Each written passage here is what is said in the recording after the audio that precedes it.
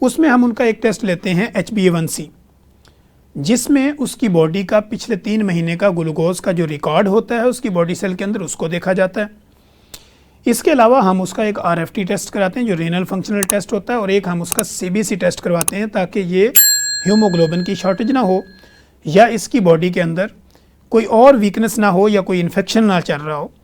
तो इसके साथ साथ हम उसका विटामिन D3 का लेवल भी देखते हैं।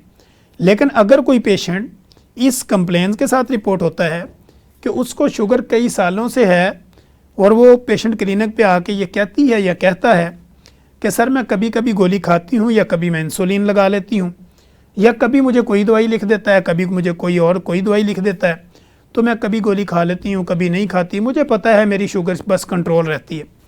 तो ऐसे पेशेंट का हम टेस्ट की जब इन्वेस्टिगेशन में जाते हैं तो हम उसकी फास्टिंग ग्लूकोज को देखते हैं, रैंडम ग्लूकोज को देखते हैं, HbA1c करवाते हैं, इसी तरह उसकी फास्टिंग इंसुलिन को देखते हैं, फिर हम उसके हुमा IR टेस्ट जो है वो भी उसका करवा लेते हैं, उसके लिपिड प्रोफाइल करवाते हैं, कार्डियक एंजाइम करवाते हैं, और इसी तरह उसके रीनल फंक्शनल टेस्ट करवाते हैं, उसका LFT करवाते हैं।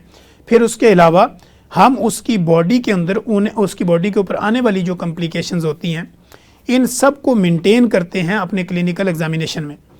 फिर जाके ये डिसाइड करते हैं कि अब इस पेशेंट को कौन सी मेडिकेशन करनी है, इसको इंसुलिन पे डालना है या इसकी लाइफ मॉडिफिकेशन करनी है या इसकी डाइट हैबिट्स को चेंज करके इसकी ज़िंदगी को आसान बनाना है और इसकी लाइफ को सिक्योर करना है।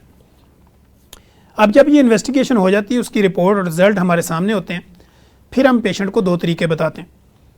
नंबर 1 ये होता है कि आप बगैर दवाइयों के अपने आप को कैसे ठीक कर सकते हैं।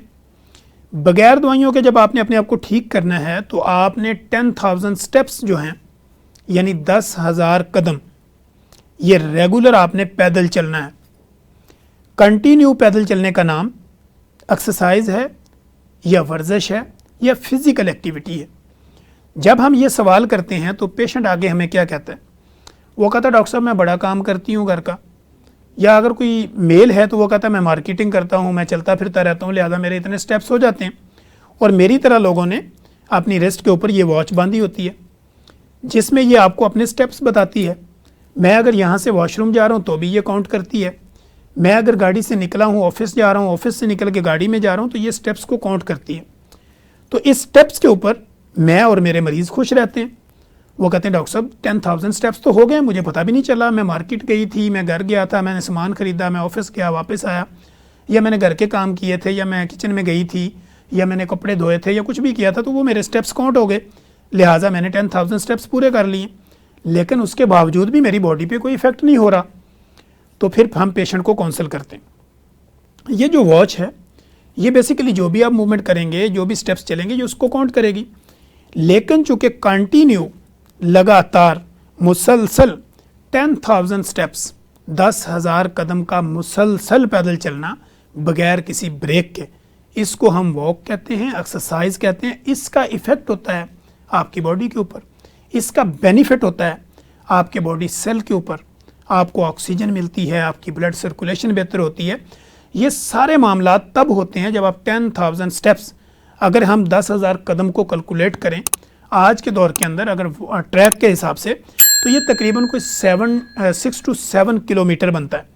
यानी 6 से 7 किलोमीटर अगर आप मुसलसल पैदल चलते हैं तो ये 10,000 स्टेप्स बनते हैं, 10,000 कदम बनते हैं और आपकी बॉडी को इसका फ़ायदा होता है।